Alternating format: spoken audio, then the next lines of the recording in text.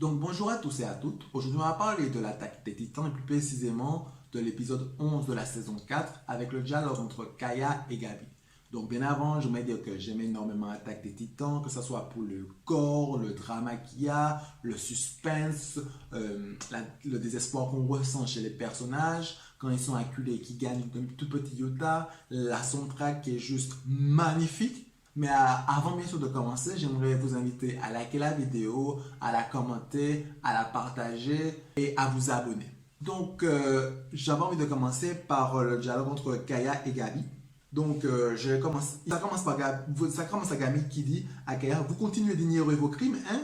Vous avez oublié combien votre peuple a fait souffrir le reste du monde des siècles durant? Chaque Indien doit prendre conscience de ses péchés pour espérer entamer un début d'expiation. Donc dans ce dialogue, on voit clairement que Gabi fait référence à ce que les Indiens ont fait au préalable, c'est-à-dire assouvir le reste du monde, et qu'elle justifie le fait qu'ils aient été massacrés ou qu'il y a eu la mission de reconnaissance de Rainer et de Bertolt qui les a amenés dans un noir pas possible par le fait que par le passé, ils ont été des démons avec les Mars. Et que les Mars, maintenant, ont le droit de leur redonner exactement ce qu'ils ont fait. Kaya lui répond, c'est un rapport avec la perte de mes parents.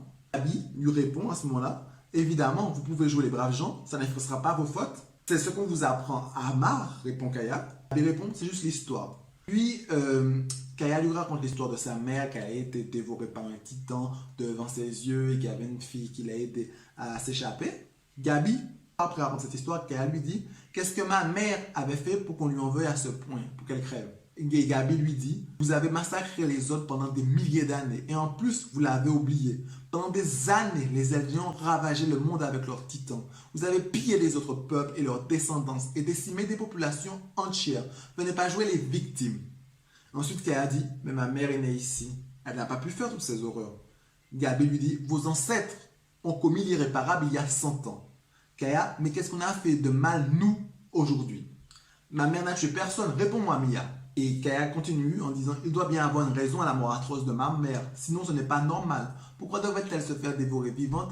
Pourquoi fallait-il qu'elle meure? J'aime bien le fait que ce dialogue met en parallèle le fait qu'il y a les Eldiens du passé et les Eldiens actuels, dans le sens où les Eldiens n'ont pas commis les mêmes atrocités que les Eldiens du passé. Et en regardant ce dialogue, moi, la sensation que j'ai, c'est que ça parle de problèmes contemporains actuels.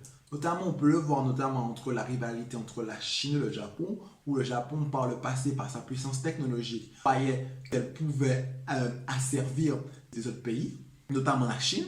Et la Chine, maintenant, qui a toujours un peu ce ressentiment vis-à-vis du Japon. On peut aussi voir cela avec d'autres problèmes contemporains, notamment ou encore avec l'esclavage ou la colonisation, dans le sens où l'esclavage est un crime abominable qui a été commis, mais qui a été commis par les ancêtres du passé et qui a quand même des conséquences actuelles aujourd'hui sur nous.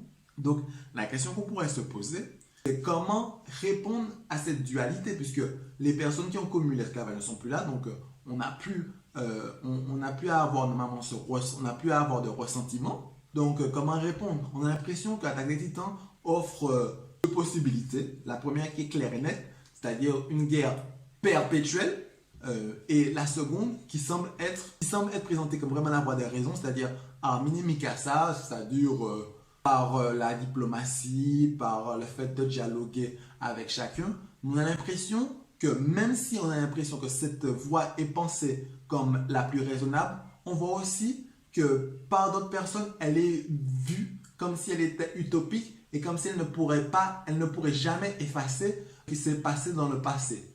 Alors la question qu'on se pose, c'est alors comment faire pour vivre ensemble? Comment faire pour vivre ensemble avec les problèmes qu'on a eu par le passé? Bye!